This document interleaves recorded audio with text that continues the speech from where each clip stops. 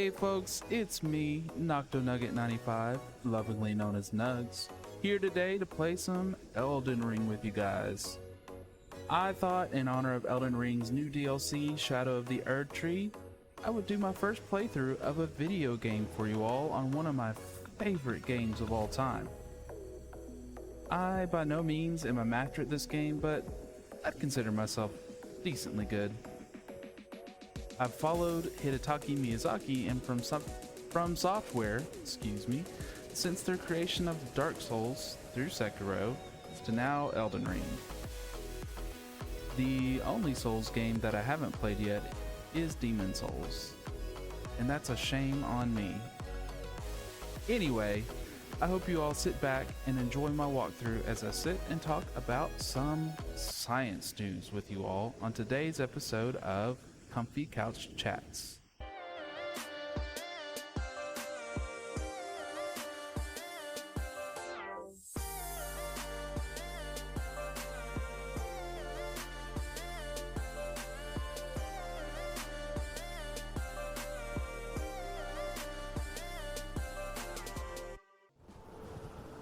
So this week in the science world, a big major milestone happened for space exploration.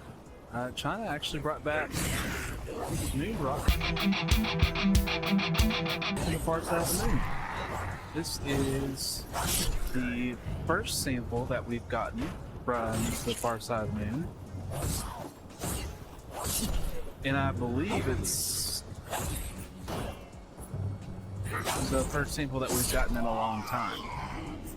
So it's incredibly awesome that we have that now, and it's actually important for a couple different reasons.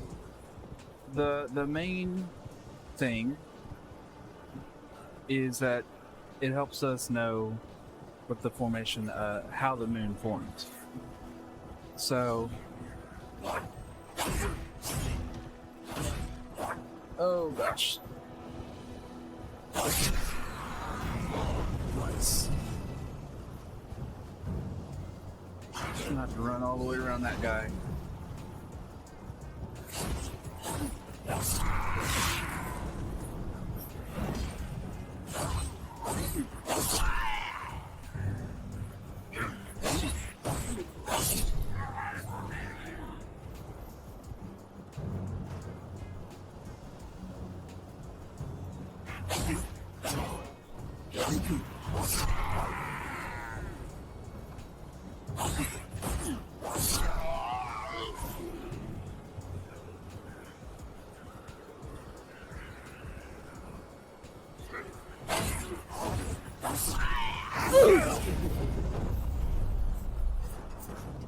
Come on.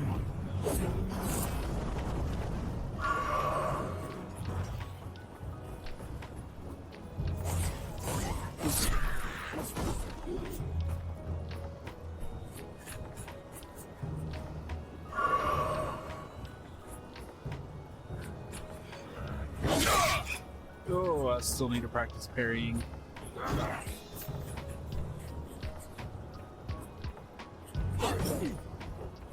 Not what I wanted. Oh!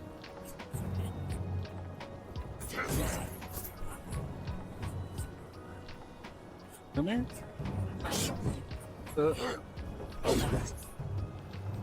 Wow, I really sneezed at parrying right now. I don't know why I used a flask, but it's okay.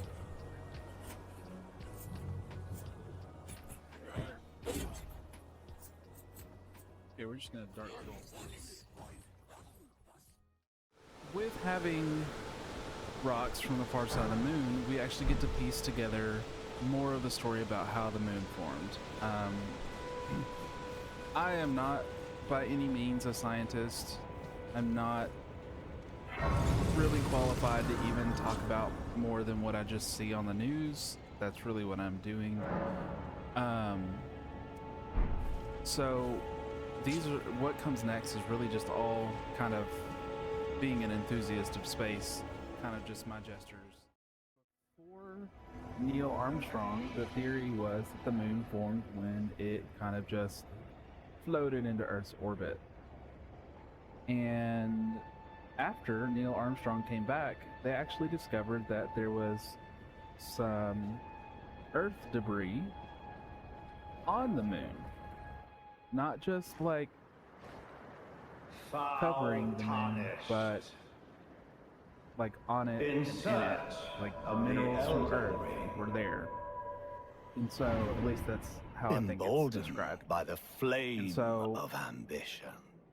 They had to come up with a new theory about how the moon formed, and so currently the theory is that a Mars-sized object struck Earth about 4.5 million years ago. I don't know how they know that, so feel free to educate me or go educate yourself. But when that object hit the Earth, extinguish let's flame. watch this cut Let video. it be Margit the Fell. I'm just kind of rambling, you all. I'm sorry.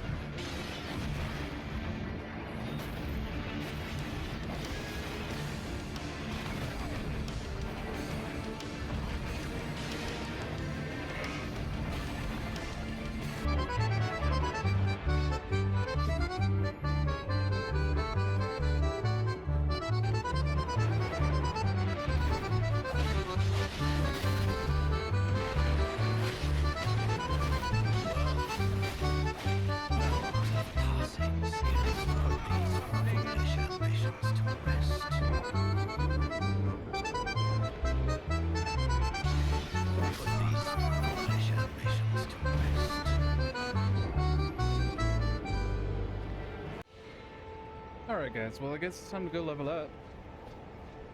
So we're just gonna grind a little bit.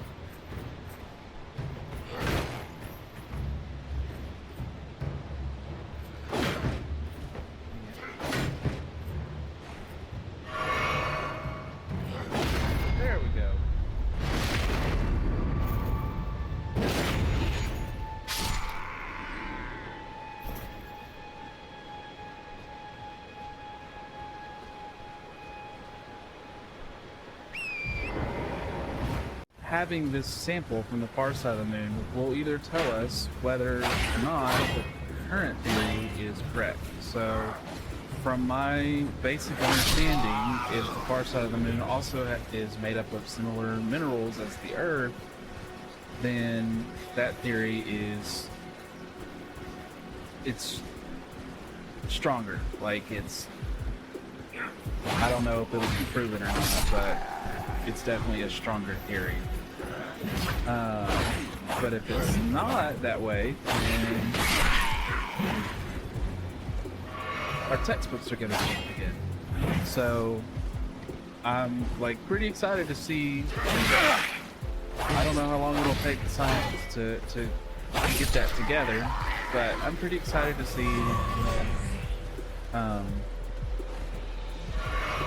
We know for sure.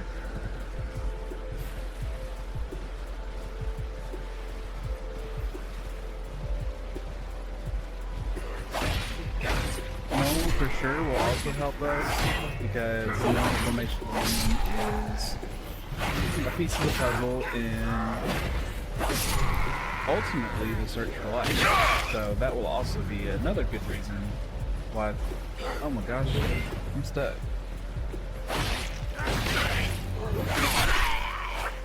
Ooh, I could have died. So there is at least one thing that worries me about China bringing back the space rocks, and it really has nothing to do with China, especially not their scientists. I mean, congrats to them for accomplishing something so big. And if you listen to my boy Neil deGrasse Tyson, I know he doesn't know who I am, but I love the guy. I love watching him. Like, he's very honest about science isn't necessarily located or focused on one country. Like, no one country is going to have all the things. He puts it a little cleaner than that, but I'm really trying to find this honeypot guy. Okay. And we're invaded. Great. But the thing that worries me is it kind of highlights how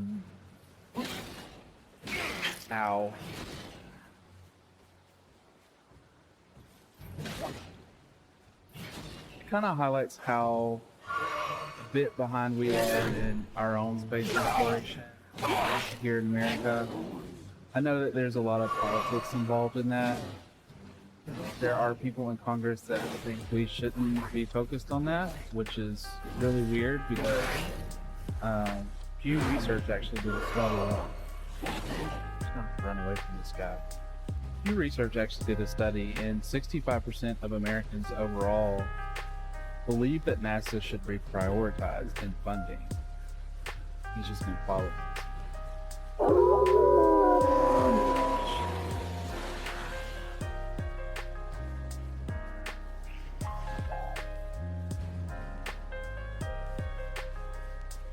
Please let me get to a safe point. Thank you.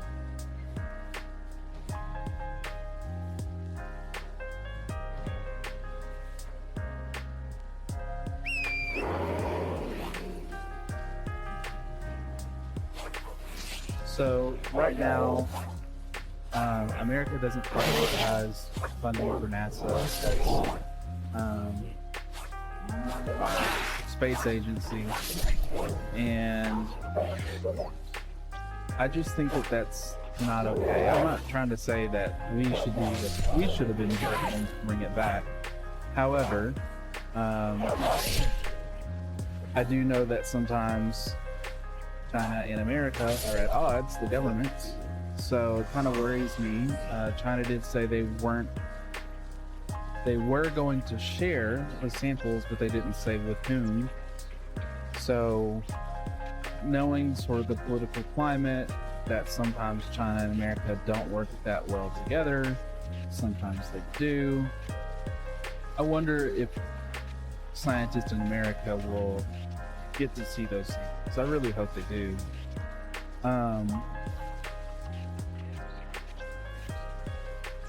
But being the first people on the moon to step foot on the moon, we really should have had those samples a long time ago. Again, I'm not saying America should have had those samples, but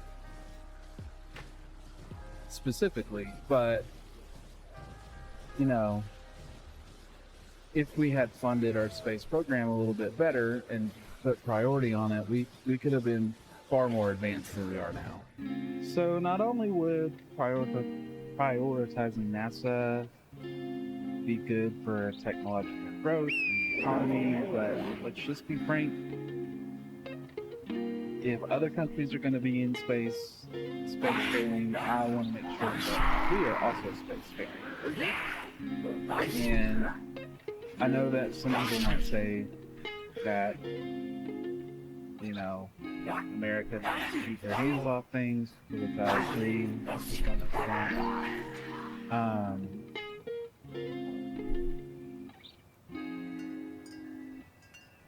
Space is not one of those things. I think that we should totally be ready for it, be up there, doing all we can. And it's, for me, it's not for anything that's particularly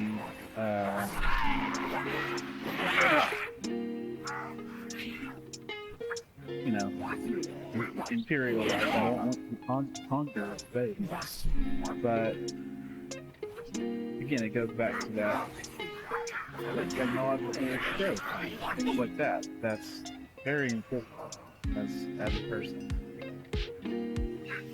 But it also could help us if we were better at space and prioritize NASA. Help us, you know,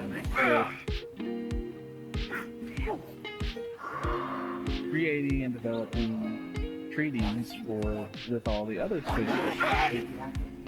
And the reason that's important is because, well, space needs to be monitored. We need to monitor appropriate use of our neighborhood. And here's the reason why.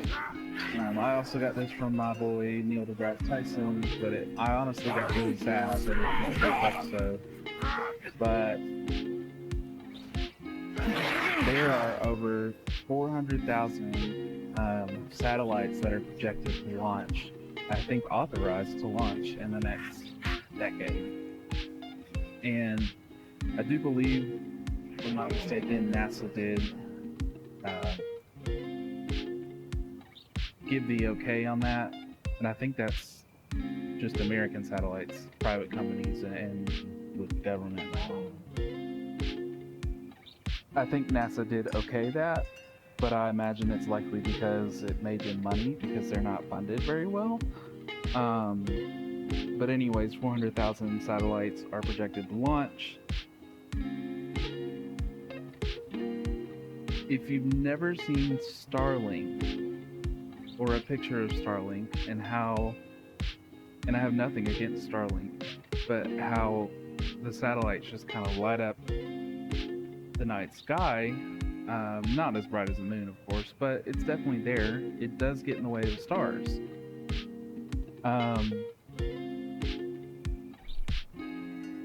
Imagine, and I think there's about 7,000 to 10,000 satellites currently up there from the whole world.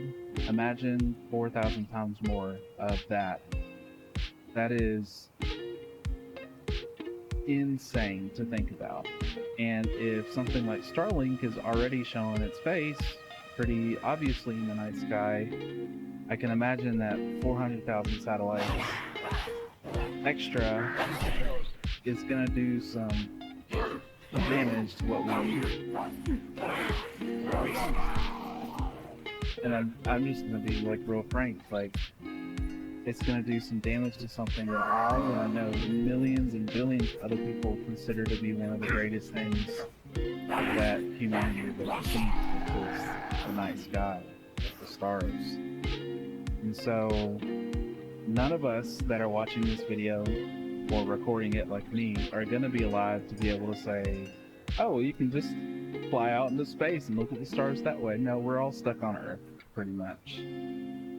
Hopefully in a few generations, maybe a couple hundred years, we'll be able to say that you could go out to space and look at the stars, but there's nothing like looking at the stars in the night sky from your own backyard.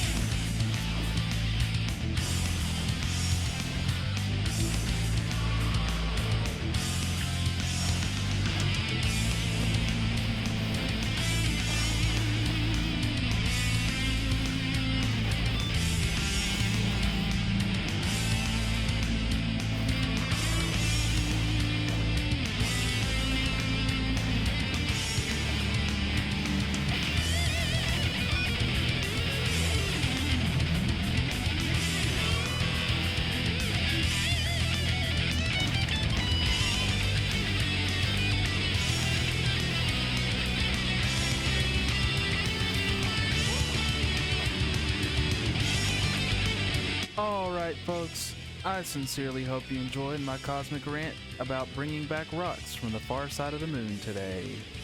Like, subscribe, and leave a comment about what you want to hear on Nugs' Comfy Couch Chats. Say that 5 times fast. Comfy Couch Chats, Comfy Couch Chats, Comfy Couch Chats, Comfy Couch Chats.